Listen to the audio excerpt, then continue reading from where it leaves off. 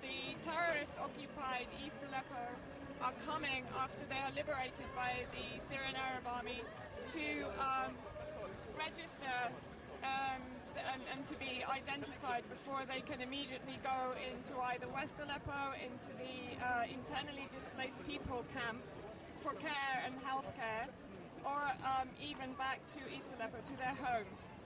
Even if they don't have ID papers, they are given a paper which enables them to move around freely in West Aleppo. The tents over here are all of the Syrian state institutions that will be able to help them rehabilitate and reintegrate, so they can go to these tents to get information that they need on any sort of social or medical issues.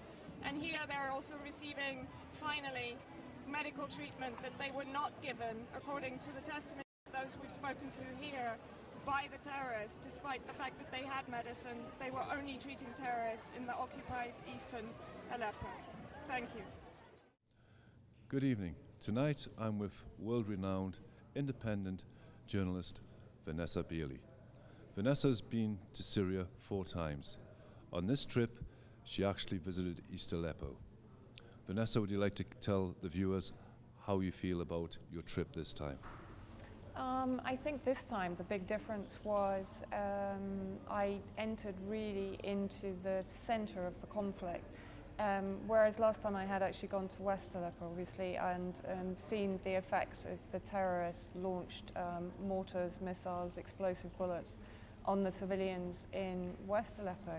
I think this time to see the sheer horror of 4 years of incarceration of Syrian civilians by NATO and Gulf state-funded terrorist factions, majority led by Nusra Front, which is Al-Qaeda in Syria, but including Ara al-Sham, Nour al-Zinki, who of course beheaded the 12-year-old Palestinian child Abdullah Issa not so long ago, and that the US, of course, is still refusing to stop funding. And they're refusing to designate Ara al-Sham, that is carrying out some of the worst ethnic cleansing operations in Syria. They're refusing to designate them a terrorist organization.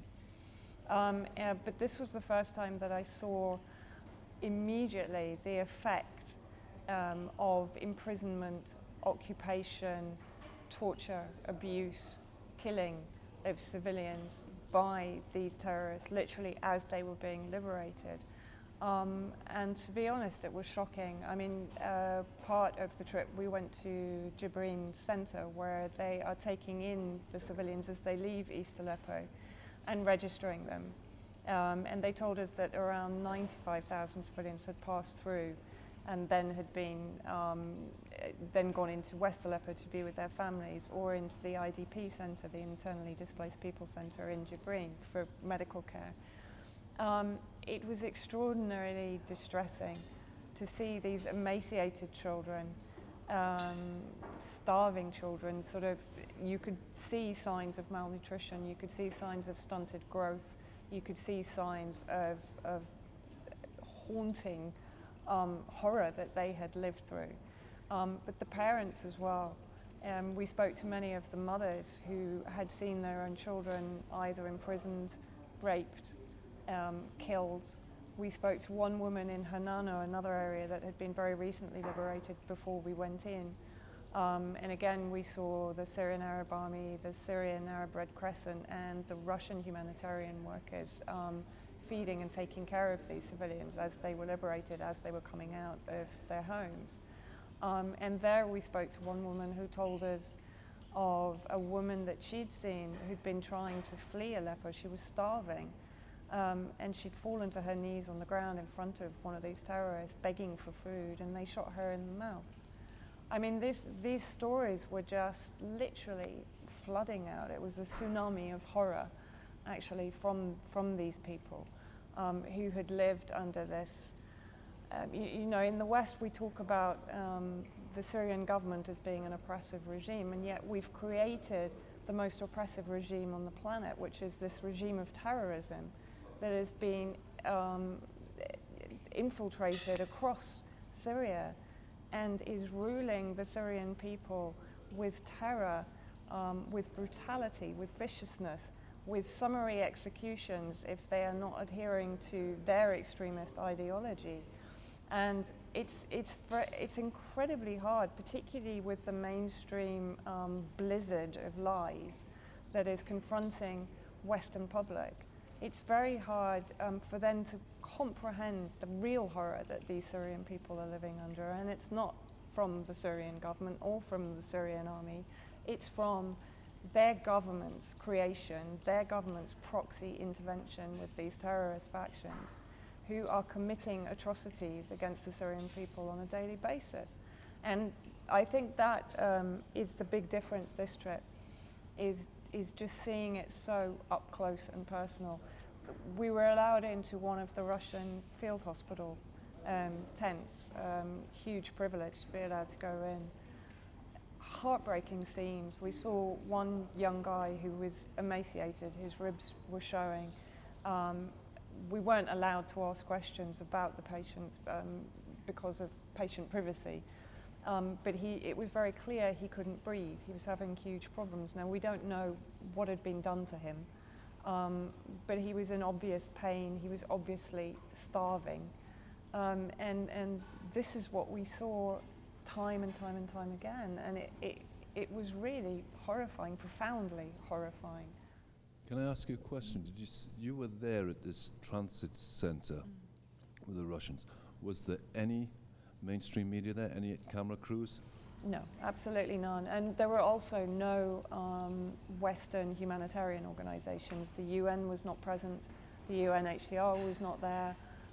There were no, let's say, Western representatives or representatives of the international community there, which is extraordinary.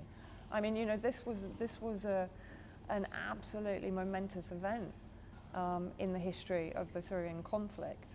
And yet there were no Western media there.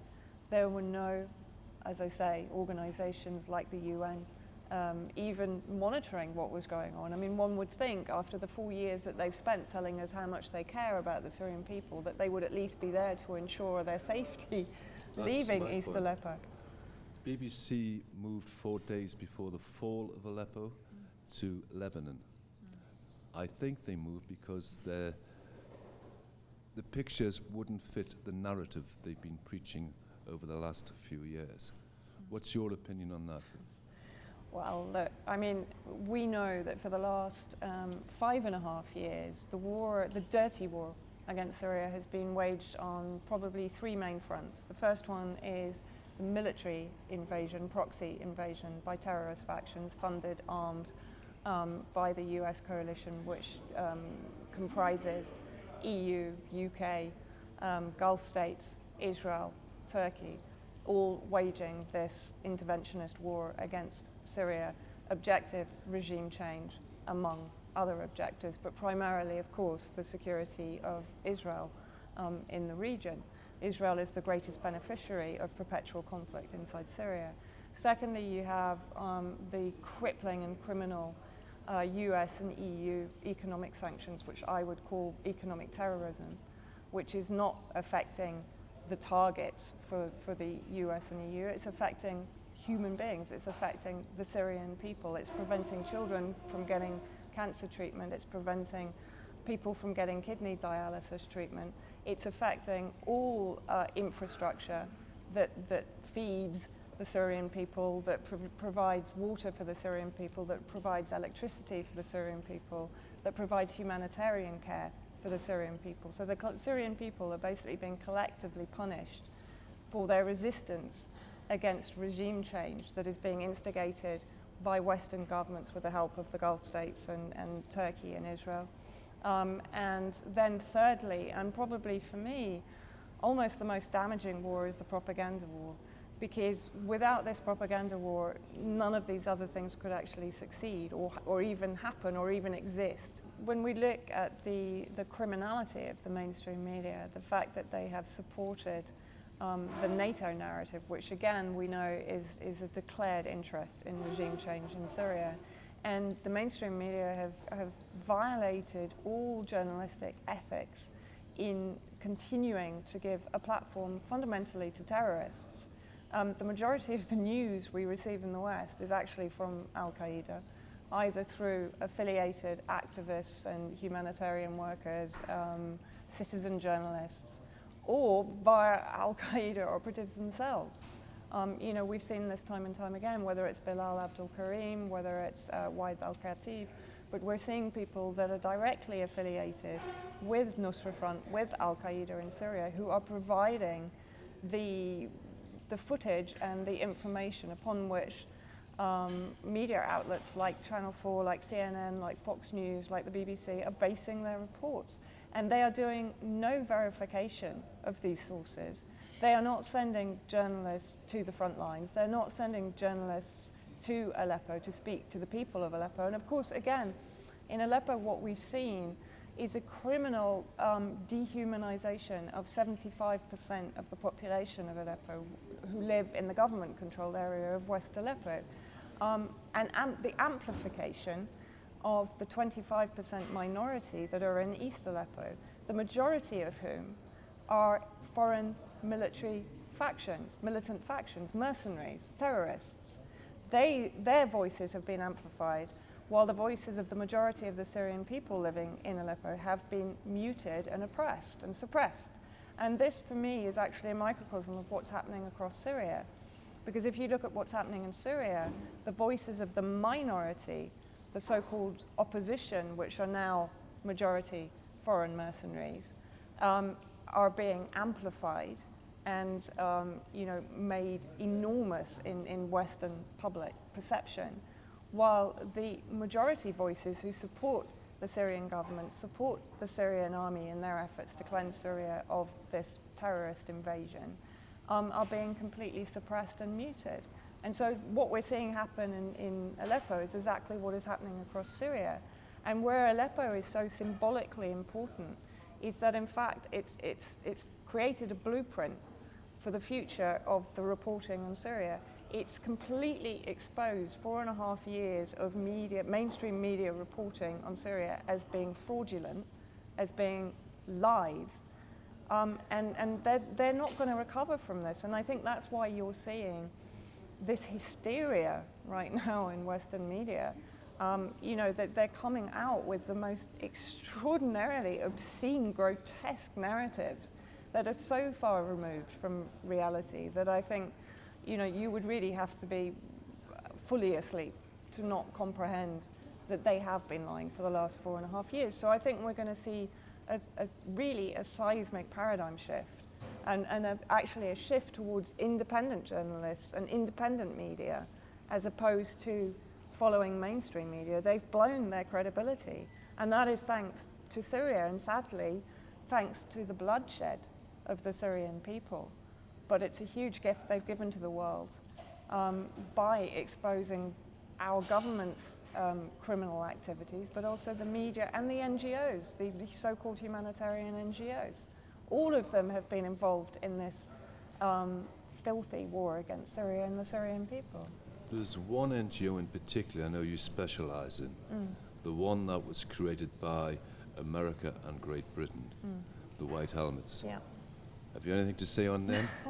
Well, I mean, again, this is extraordinary. We, when we were in Hanano and when we were in Jibrin, and actually talking to the Syrian Arab Red Crescent in Hanano, time and time again we asked the question, okay, this is East Aleppo, this is presumably where they've been for the last, since 2013, when they were created, as you rightly said, by a British ex-military intelligence officer in Turkey. They were not created in Syria. They are not Syrian in that sense. They are based in Gaziantep in Turkey, along with the entire British shadow state building project.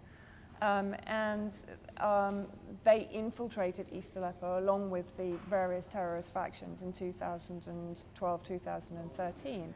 In doing so, of course, they massacred members of the real Syria Civil Defense. They stole their equipment and they drove the real Syria Civil Defense crew members out of East Aleppo into West Aleppo.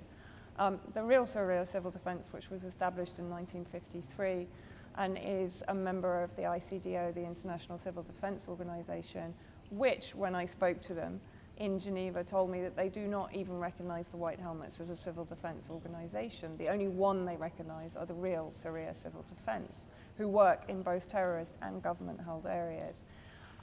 So when we were circulating in the recently liberated East and Aleppo districts, we were asking all of these civilians who were giving us their testimonies about the White Helmets. Now, the majority didn't know who they were. Others actually were more forthcoming. They actually said, yes, they were the civil defense. They worked with Nusra Front. They worked with the terrorists. When they were asked, did they treat you? Did they give you any humanitarian aid? Did they treat you medically? I mean, it was almost like, well, of course not. You know, they were working purely with the terrorists. Now, Lizzie Phelan of RT did exactly the same thing as me. She was asking civilians about the White Helmets, and actually, even more shockingly, she got the response from one man in particular who said that he was convinced they had actually killed his baby girl. He said that he took her into a White Helmet hospital and they injected air directly into her veins. And he said, this is not corroborated, but this was a testimony from one of the civilians that came out. Another civilian told Lizzie Phelan that they didn't save people from rubble, actually they left them to die under the rubble. So, you know, also very recently we discovered that Raed Salah, who of course is doing a White Helmet promotional tour right now in Canada, one of his closest associates in the White Helmets is a guy called Mustafa Youssef, who's the White Helmet leader of the center in Khan Shihon in Idlib. Now, when we go to Youssef's page, it's quite extraordinary. We see a page on Facebook and on his social media accounts. We see a very clear affiliation with al-Sham and with ISIS. He has posts calling for the unity of the extremist factions, so the unity of ISIS and al-Sham, Nusra Front. He calls in an official statement for the execution by shelling of Syrian people attending the elections in Damascus in 2014. He issues a statement to execute all people considered to be shabiha, in other words, loyal to the government in any way, shape or form, to the Syrian government, to massacre Syrian soldiers, Syrian army soldiers, and to loot their property once they'd been killed. Now, this is an organization that prides itself on its neutrality, its impartiality, on its ability, you know, saving one life is saving all humanity. I can reel off every single tagline that they've used in the last 3 lines. It's a lie. It's one of the biggest and most criminal lies about this war against Syria.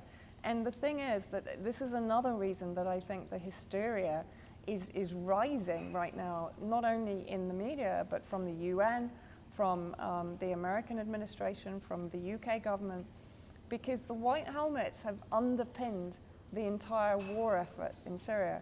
All of the propaganda is basically propagated by the White Helmets, whether it's then disseminated by the Aleppo Media Center, which of course is a French Foreign Office construct, or through the various citizen activists. But basically it originates from the White Helmets. They are the vanguard of the propaganda war against Syria. And they're currently being completely exposed as the terrorist support group. Not only the terrorist support group, but they have facilitated executions of prisoners of war. They have facilitated the executions of civilians at the hands of Nusra Front. And so, you know, basically the entire regime change project is falling apart. And the hyperbole that we're seeing now is an indication of the death of an empire's objectives against a sovereign nation. I agree totally. One question I can add is they get a lot of money from the British government and a lot of money from the American government and also money from the French government, is that correct? Yeah. They are funded, they're multi-million funded. They're funded primarily by the British government. I think they've just given them another 10 million, so that takes them up to around 70 million pounds.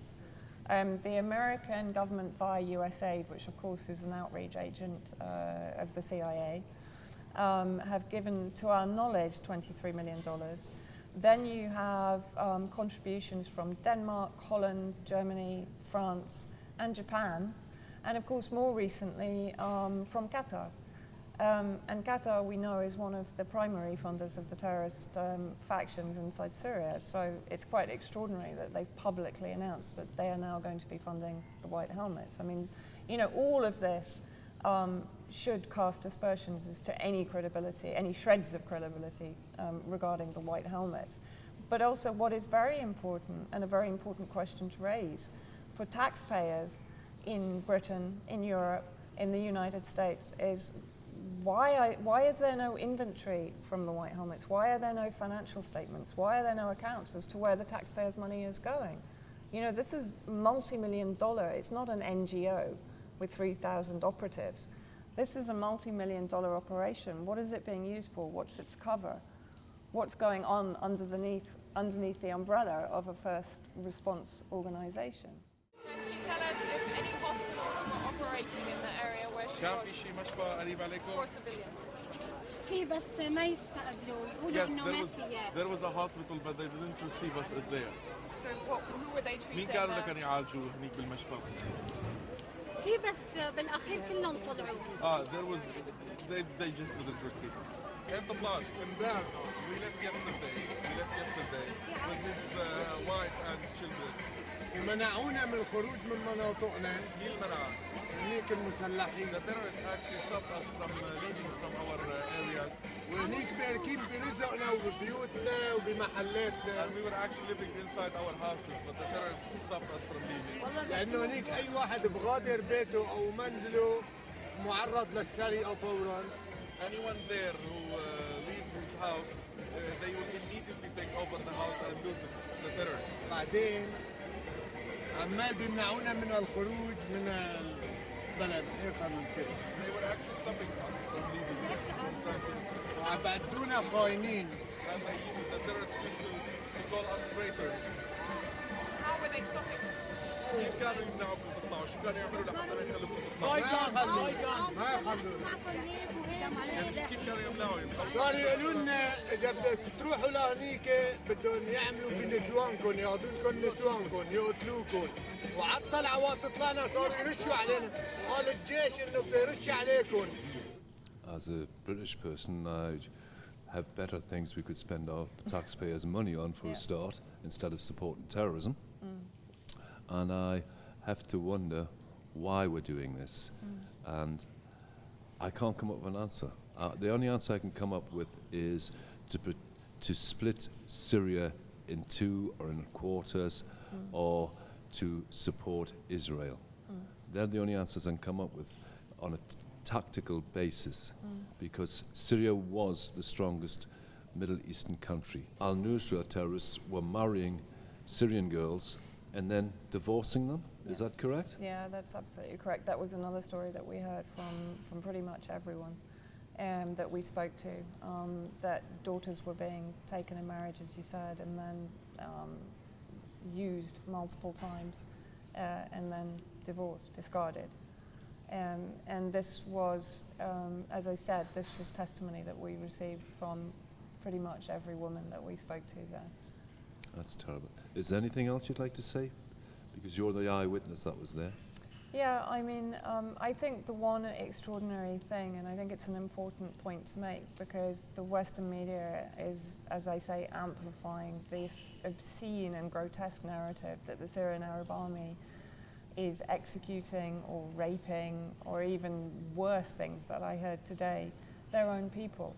Now, you know, I've done a few interviews today, and the one point that I made, would you say about the United States Army or about the UK Army that if they were in their own country and if they were invaded by terrorists or by militant factions or mercenaries who were occupying their neighborhoods, their families, their children, their mothers, their fathers, their uncles, their brothers, their sisters, would you believe a story of those soldiers murdering their own families in their own homes? When I was in Hanano, I spoke to a few of the Syrian Arab Army soldiers who were there, helping people down with their belongings, carrying children, even helping elderly people down the stairs and through the rubble out to get food at the humanitarian bases that had been set up. Many of them actually came from Hanana or from East Aleppo. They hadn't seen their homes or their families for the 4 years that area, those districts had been occupied.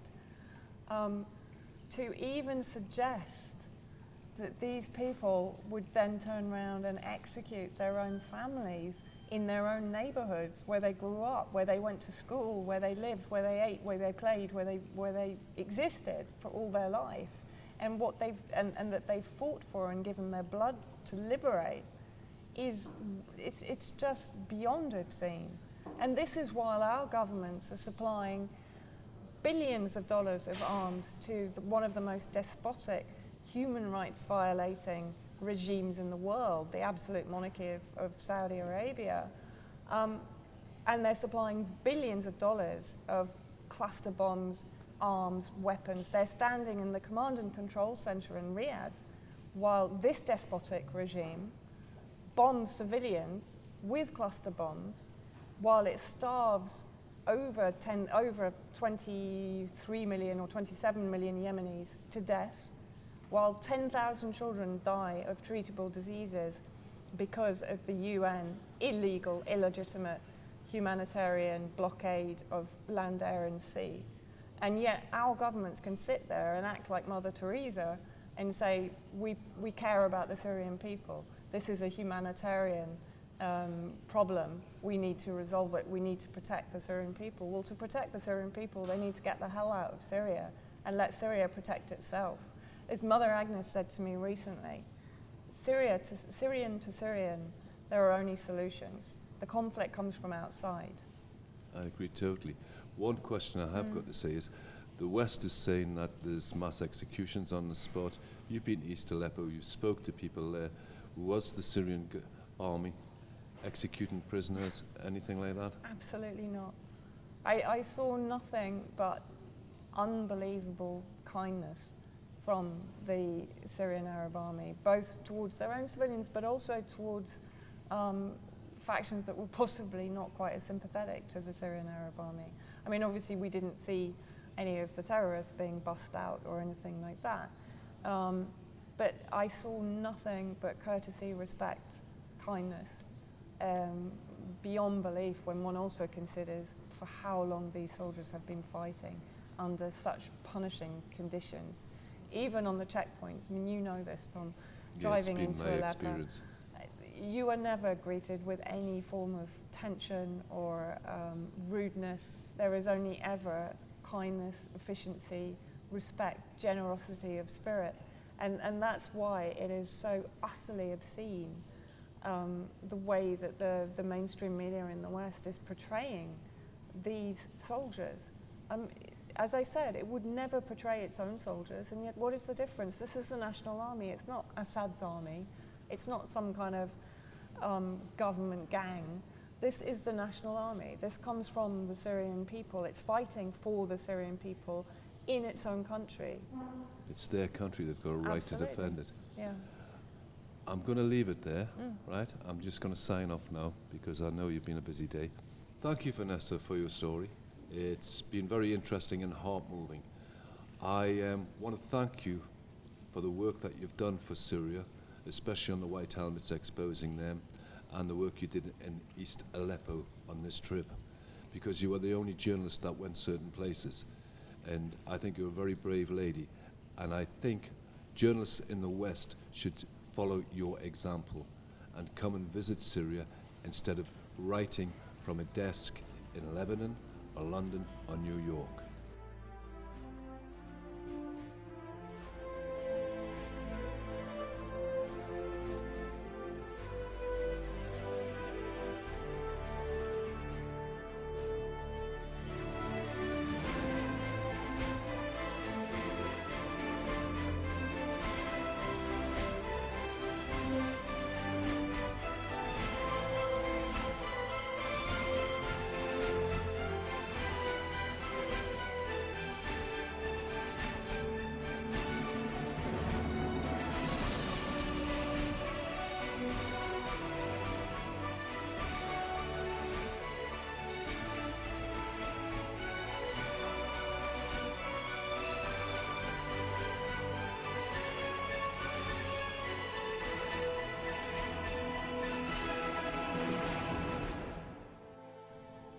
Good evening and welcome. Tonight I'm with the Reverend Andrew Ashdow.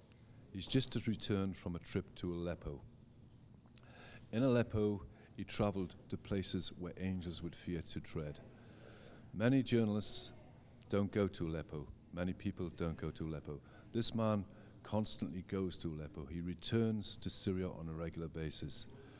So Andrew, can you tell me about your trip to Aleppo? Well, thank you for inviting me here, and it's good to be here. First of all, this is my 6th trip to Syria in the last 2 years. And I'm feeling actually quite emotionally drained by what I've seen in Aleppo and what I've heard amongst the people. I've come to Syria this time because, and I've come independently, I'm not representing anybody or any organization. I've come as a priest and as a man because I have a passion for this country, because I have a passion for the diversity and the plurality of this country, which I've seen in my several visits prior to this conflict, and of course which continues during this conflict. I've come because this is a country of faith and of diversity, and it's at the heart of the Christian faith as well as the Muslim faith. I've come because there are Christian communities here as well, and I want to stand in solidarity both with them and with all the people of Syria, because the people are suffering so, and have suffered so profoundly over the past few years.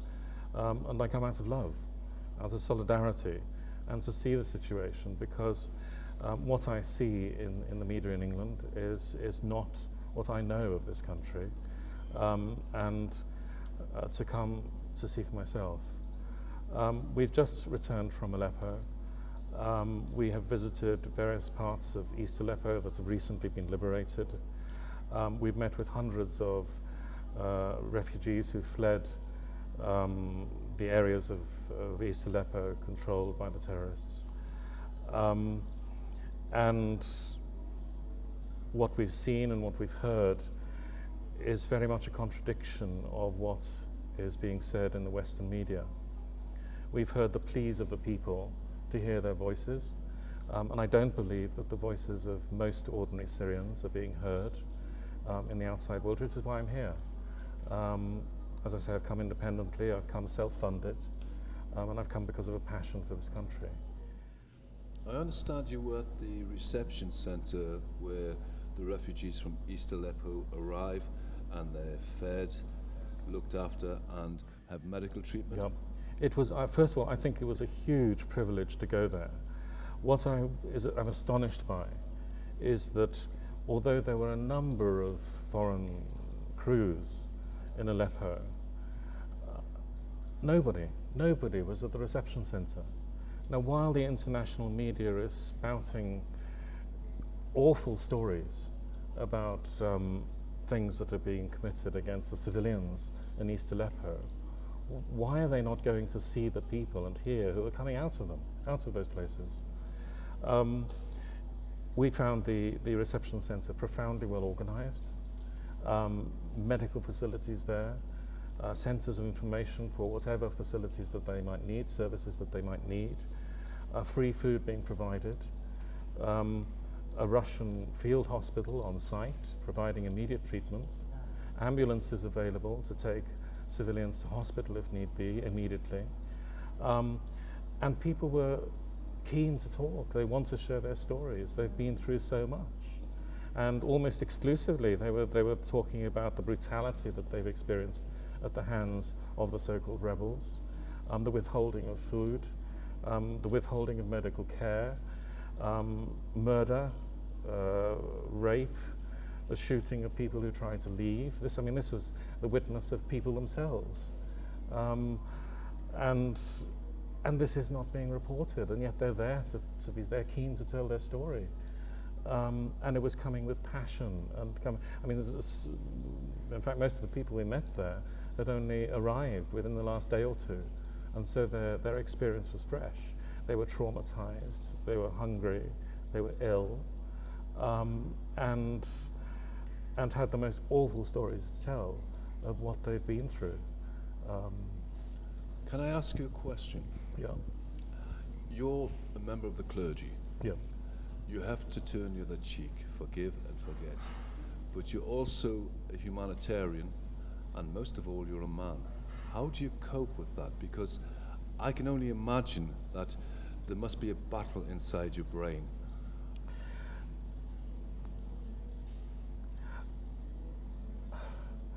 As a priest, I have a passion. I hate conflict. I have a passion for peace. I don't like any sort of violence whatsoever. Where we were staying in Aleppo, we witnessed one night of bombardment of the east, which actually was a turning point. We also witnessed the celebrations in the streets of thousands of people when there was a belief that the area had been cleared and people were being allowed to leave. As a priest, I look at it because I believe that at the heart of the Christian faith is a care and concern for humanity, to listen to people, to show love, and to be prophetic when awful things are happening, and to be there for people. Now, the world is not there to listen to these people who have suffered so much. So I come because I have to listen to myself. You can't trust what you hear. So as a priest, I come out of love. I come out of solidarity with the people of faith in this country, people of all faiths, and out of love. As a man, I'm deeply moved. I struggle with the fact that where there is such violence,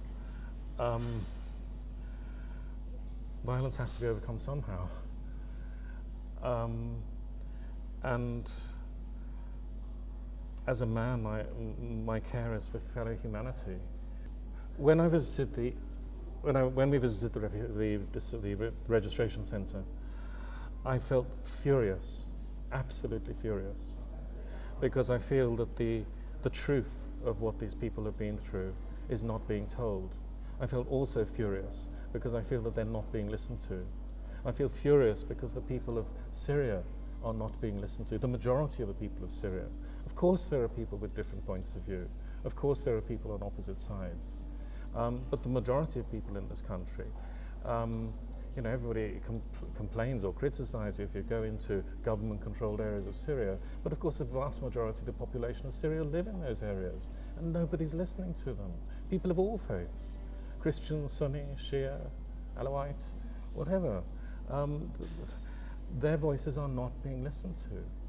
And in the people from East Aleppo, even now, they're not being listened to. The people that our Western governments and media are listening to are the extremists. They're almost an exclusive source of highly unverifiable and highly dubious information.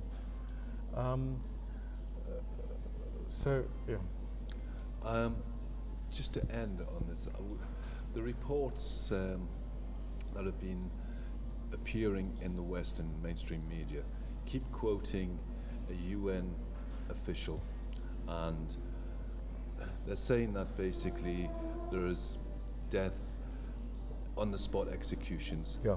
This UN official is based in Oman, which is thousands of miles away from Syria. Yes. BBC left Syria 4 days before the fall of Aleppo. Yes. They're reporting from Lebanon. Yes.